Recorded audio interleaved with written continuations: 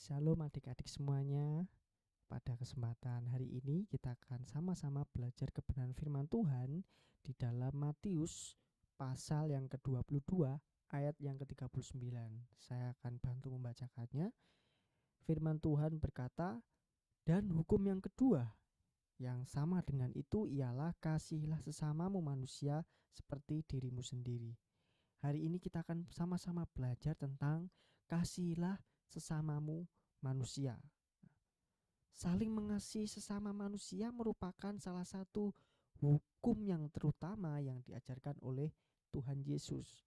Setiap orang pasti akan mengasihi dirinya sendiri, yaitu dengan menjaga dan merawat supaya sehat jasmani dan rohani. Saya dan juga adik-adik bertanggung jawab terhadap kebersihan dan juga kesehatan kita. Tuhan Yesus telah mengajarkan untuk mengasihi sesama seperti diri sendiri. Berarti memperlakukan orang dengan tulus dan baik sama seperti kita memperlakukan diri kita. Nah, jadi mengasihi sesama merupakan perintah untuk memperlakukan orang lain dengan baik. Jika bicara tentang mengasihi sesama, tentu saja mudah bila kita mengasihi orang yang baik terhadap kita, orang yang sayang kepada kita dan banyak membantu kita. Namun, bagaimana dengan orang yang jahat terhadap kita, terhadap adik-adik sekalian? Pada ayat tadi tidak disebutkan bahwa kasihilah orang yang baik saja. Namun, ayat ini dikatakan bahwa kasihilah sesama manusia, tidak membeda-bedakan apapun agamanya, apapun sukunya, apapun ras, budaya, dan lain-lainnya. Alasannya mengapa kita harus mengasihi sesama manusia?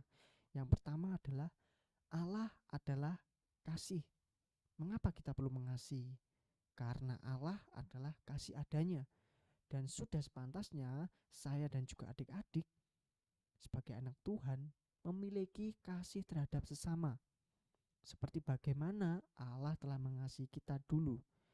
Kita pula juga harus mengasihi Allah dan juga sesama manusia.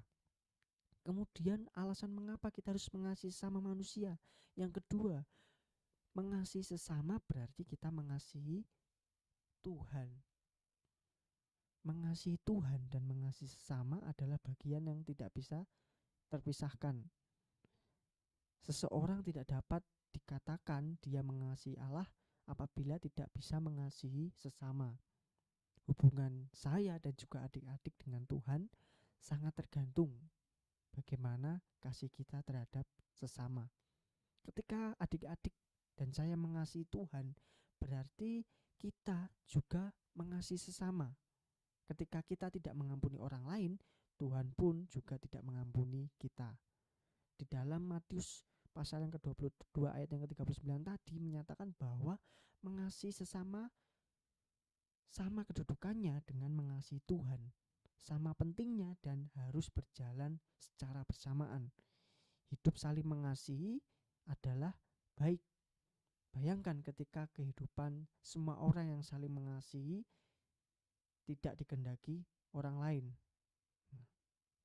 Seringkali banyak ya, walaupun adik-adik mengasihi sesama, terkadang ada juga orang yang sikapnya masih jahat. Apa yang harus kita lakukan? Yang harus adik-adik lakukan? Alkitab di sini berkata, kasihilah musuhmu, doakan mereka, kasihi mereka. Di dalam Matius 5 ayat yang ke-44 berkata, tetapi aku berkata kepadamu, kasihilah musuhmu dan bertobatlah bagi mereka yang menganiaya kamu. Perasaan yang muncul terhadap musuh pasti cenderung menimbulkan kebencian dan tidak ada dampak yang baik. Pasti adik-adik nanti akan cenderung membalas. Hati kita merasa sakit. Hal-hal tersebut bukannya membangun hubungan kita dengan orang lain, tetapi kita malah merusak hubungan kita dengan orang lain. Sebagai penegasannya, ingatlah bahwa Tuhan sudah mengampuni kita. mengasihi kita, bahkan mengampuni musuh kita, tidak membalasnya. Saat orang lain membenci kita, membenci adik-adik, kita harus memilih untuk mengasihi. Orang yang tidak nyaman ketika mengasihi musuhnya, berarti dia belum mengasihi dengan setulus hati. Mungkin sebagian kita, sebagian adik-adik masih merasa berat ketika harus mengasihi, ketika disakiti. Tetapi hari ini adik-adik harus berlatih, harus belajar mengasihi dan mengampuni.